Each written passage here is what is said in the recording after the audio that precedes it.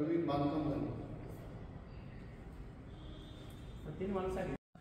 श्री समर्थ रामदास स्वामी ध्यान मंदिर नाशिकमधील गोमय मारुती मंदिरमध्ये आहोत। त्याच्या पायथ्याला स्वामींची ध्यान करायची गुफा आहे जिथे 12 वर्ष होते। तर हे एक चित्र आहे जिथं रामदास स्वामी वगैरे सर्व मंडळी कीर्तन ऐकत बसलेले आहेत। हे त्यांचे प्रिय शिष्य उद्धवजी महाराज। तर त्यांनी हे चित्रात असं वर्णन केलेलं आहे की कीर्तन सुरू आहे, सगळे रमून गेलेले आहेत आणि रामदासांचं लक्ष ह्यांच्या पाठीवर गेलं, तिथं शेंदूर लागलेला। तर ते जाऊन बघतात, तर उठून जाऊन बघतात तर स्वतः मारुती मागं कीर्तन ऐकत उभे आहेत उद्धवजी महाराजांचं।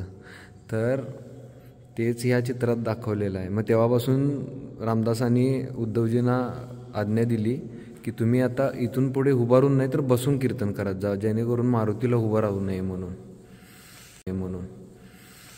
तर असा आहे गुफा। मी आणि मित्र आलो होतो, सकाळी 7:30 वाजलेले आहेत। कोणीच नाही आहे मंदिरात, फक्त आम्हीच आहोत आणि महाराज आहेत।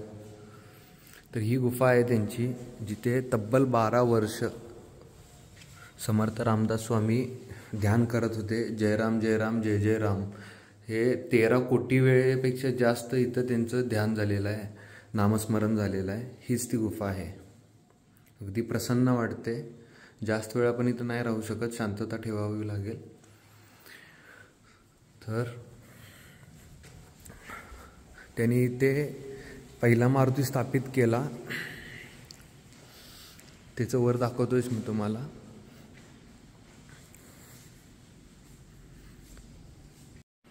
तर हे मेन मंदिर आहे आणि ह्याच्या खाली गुफा आहे। म्हणजे हे आता पुनर्बांधणी झालेली आहे 2017 ते 21 सालापर्यंत।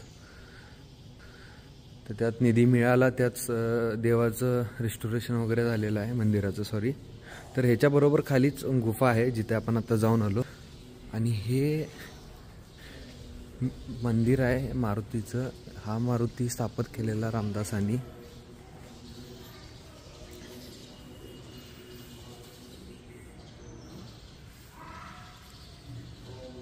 तर शेनीपासून हा मारुती स्थापित केलेला रामदासांनी। श्री गोमय हनुमान मंदिर ही मूर्ती आहे।